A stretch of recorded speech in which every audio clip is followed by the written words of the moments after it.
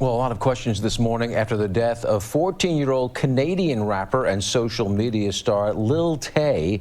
The death of the teen, whose real name is Claire Hope, was announced on her verified Instagram account. She gained national attention for her controversial videos where she flaunted a rich lifestyle. The latest post on her Instagram says her brother Jason Tian also died, and their deaths are being investigated. It's not clear when they died or how.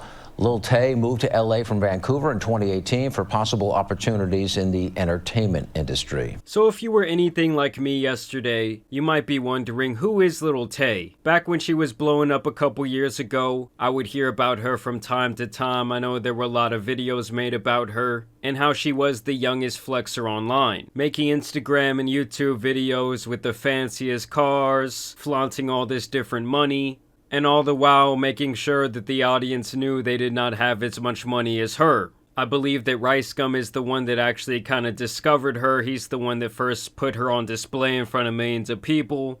And then followed by that came different news segments. I believe she even worked with Jake Paul. And at one point, she was one of the most poppin' people online, as people immediately questioned who was really behind this persona, and was she being controlled by some sort of family member. Just from the very beginning, it was hard to tell what was real and what was fake when it came to Lil Tay. These were the type of videos she'd be making on a daily. Just got a brand new Jaguar. This car cost me $130,000.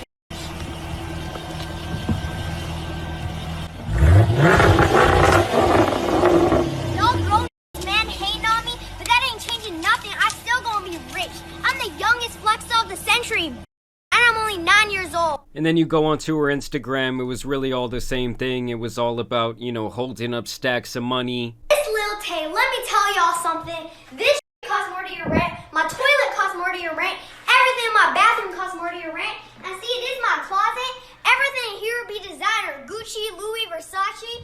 And also, when I was 6 years old, I lived in Atlanta and I was broke as hell. But one day I woke up, I said to myself, I ain't gonna be broke no more. So I got up and I started working hard, moving bricks, and now we be living in the hills. See that view? Y'all don't have that view. And I be holding your mama's rent. So yeah, making this type of content, she pretty much had gone viral overnight. Whether it was real or fake, these type of videos were just the perfect storm to get a massive amount of impressions. There she is in a music video with Chief Keef. She's out here with the Catch Me Outside girl. She's out here with Whoa Vicky. She just kept appearing in nicer and nicer cars with more and more money. Okay, the flexing was being taken to an all-time high level. And as you guys can see, this was the post on the official Instagram page where they say, "It is with a heavy heart that we share the devastating news of our beloved Claire's sudden and tragic passing. We have no words to express this unbearable loss and indescribable pain. This outcome was entirely unexpected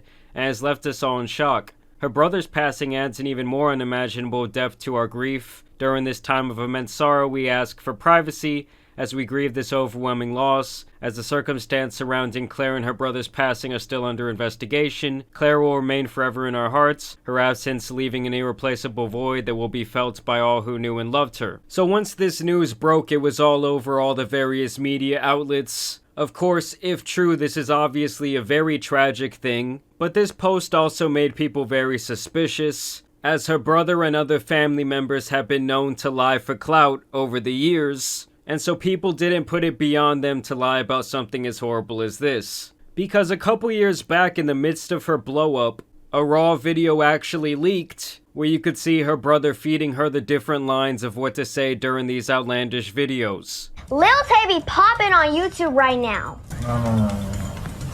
Redo. You need to be like more ignorant.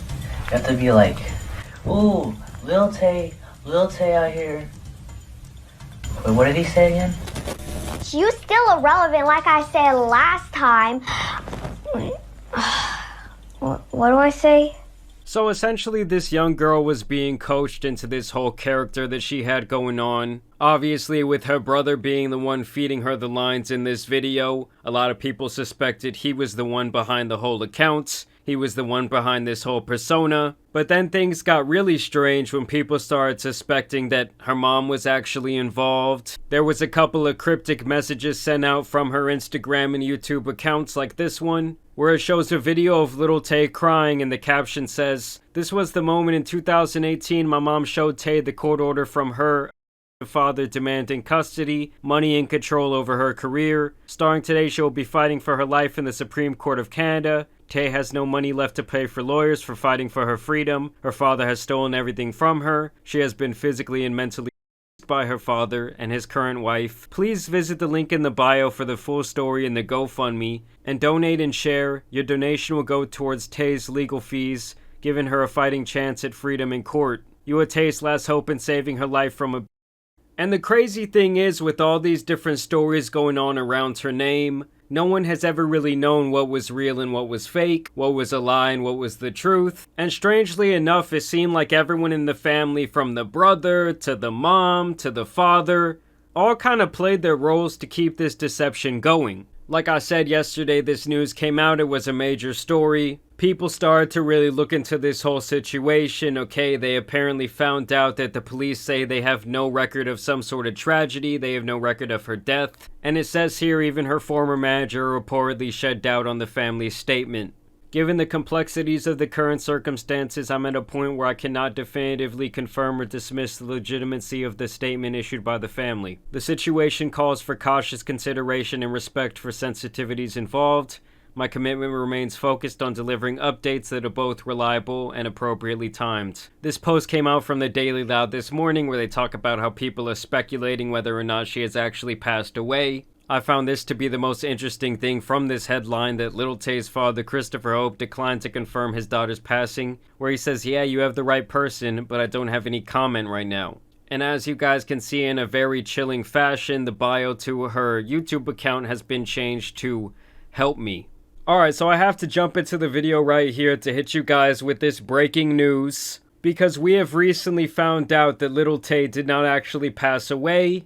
There's apparently an update post from the Instagram account where they say, "I want to make it clear that my brother and I are safe and alive, but I'm completely heartbroken and struggling to even find the right words to say. It's been a very traumatizing 24 hours. So they are blaming this whole debacle on being hacked. All I have to say about this whole situation is that people do absolutely anything for clout. It's actually been rumored that Lil Tay was going to release some sort of crypto coin today, and this whole hoax death was actually in anticipation for that.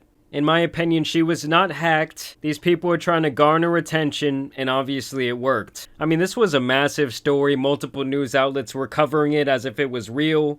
And it is truly sad to see the things that people will do for money and attention. Just remember, guys, in this situation, I do not see Lil Tay in the wrong at all. She is merely a kid who's been exploited by her very own family time and time again throughout the course of the last couple of years. I mean, don't get me wrong, I'm very thankful that her and her brother are alive, and this was actually the best possible outcome, but it's still just a very sad situation overall. Either way, y'all let me know what you guys think about this down below. It's been quite some time since I've seen someone online fake their own death, but man, the news cycle surrounding this was pretty insane. Either way, as you guys know, it's been your boy the Tan Superman, and some other hoaxes out here need to be covered, so I'm out.